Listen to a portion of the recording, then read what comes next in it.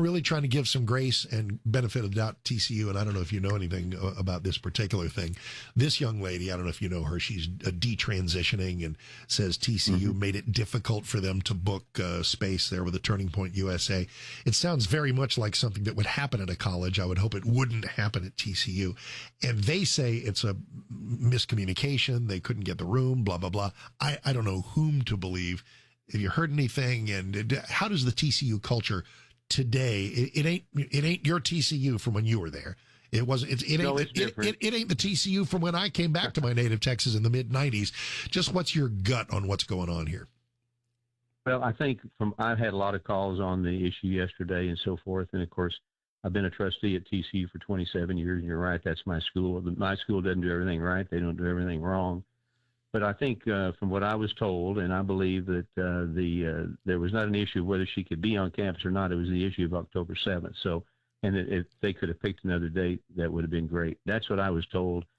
That's what I believe. I have no reason not to believe that to be the case. But she is a powerful woman with a powerful message, and she needs to be heard. But I think in the case of TCU, that it was a conflicting schedule, and I believe that. And but I'm also glad that Birchman's going to take her on and let us hear her message. Me too. The good news is you can go, and there you go. And I'm eyes peeled at TCU and SMU and all the U's and all the colleges to see if there is indeed the proper openness to views that they might find a little disconcerting.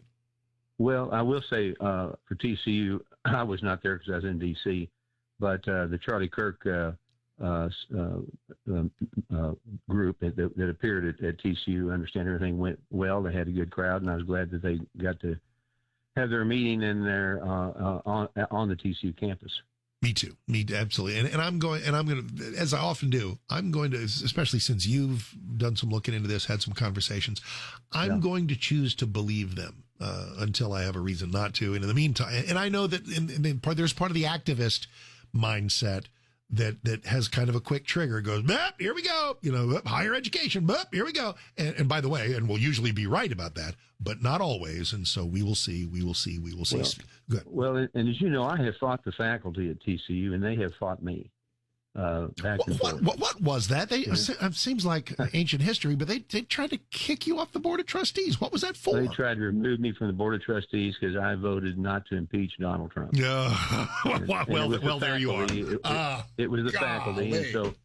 But anyway, so we've been through that. But all I'm saying is, on this case, I was told that she was certainly welcome. Different date. I believe that. I'm glad she's going to Birchman. People will hear her message, and it's important. I'm sure she's a busy young lady, but part of me wants to have her see them and raise them on that and say, okay, how you feel about October 21st? Something like that.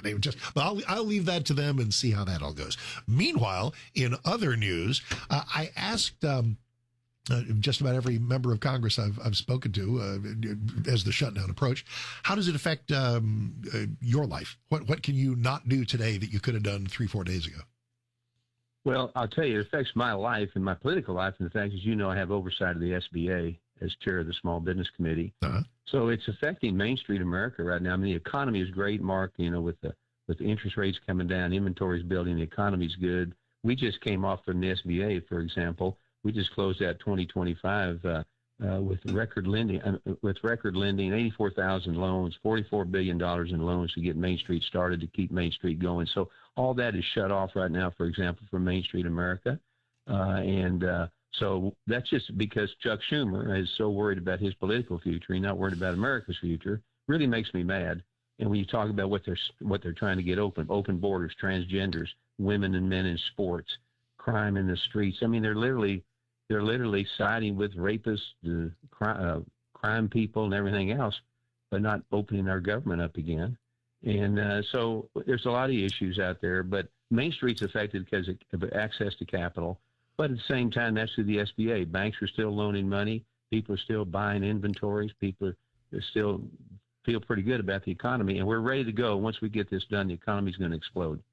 I feel like as much as anybody knows such a thing, it's very much a gut feeling, crystal ball sort of thing. I feel like we're winning the shutdown. We are historically told that Republicans always suffer after shutdowns, that we are the problem. I think we're doing a pretty good job pointing out that it ain't us this time.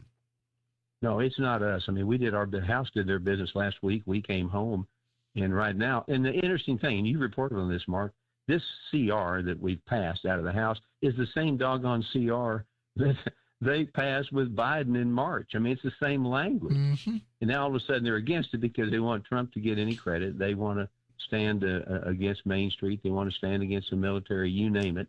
But it's the same thing they approved.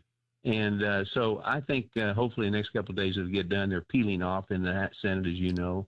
3 peeled off yesterday. So hopefully we'll get there. It's time to open up our country again. I'm telling you, Mark, being chair of this committee, traveling around the country and talking to small business and being a small business owner myself, the economy is ready to explode.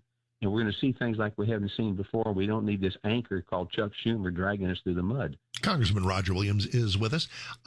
There are a lot of ways to do messaging on this. Part of it is to send out your Mike Johnson, your John Thune, various other folks, J.D. Vance, to describe why the Democrats are interested in bogging down in $1.5 trillion of spending. Some of it is healthcare related. Some of it's Obamacare related. Some of it is absolutely stealthily designed to shower benefits onto illegal aliens. And you can make that point in a lot of ways. One of them is to slap a sombrero onto Hakeem Jeffries. Have you had a chuckle on the sombrero meme? Well, I mean, yeah, I mean, the whole thing in a way is a joke, but it's an expensive joke, isn't it?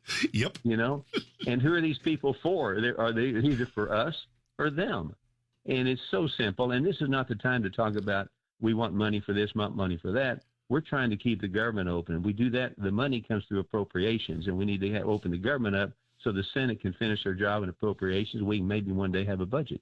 So, 7 weeks is the time frame I keep hearing. If enough Democrats come to their senses and reopen the government, we're the next deadline is somewhere in late November, correct? Exactly. Yeah. We're going to go through the same thing again. Yeah, so, here we are. You know, look, everybody's at fault at some point in time during their political lifetime. But this is a situation where it's passed. We're ready to go. The economy's ready to go. Military's ready to go. And we don't need to have Chuck Schumer's political future in the way. Hey, military, last thing. Did you enjoy the Pete Hegseth reminder to the brass of what the military does and what their standards should be? I looked at that and listened to it. He was great. It took me back to 1971 when I went to see the movie Patton with my father. Here you go.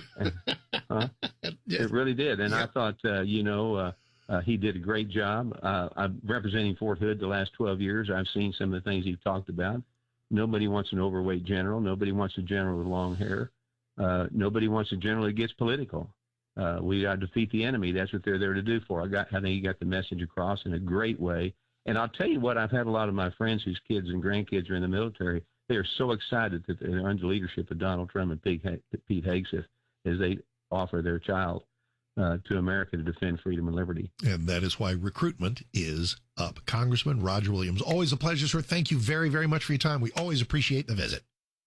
Thank you, Mark. God bless.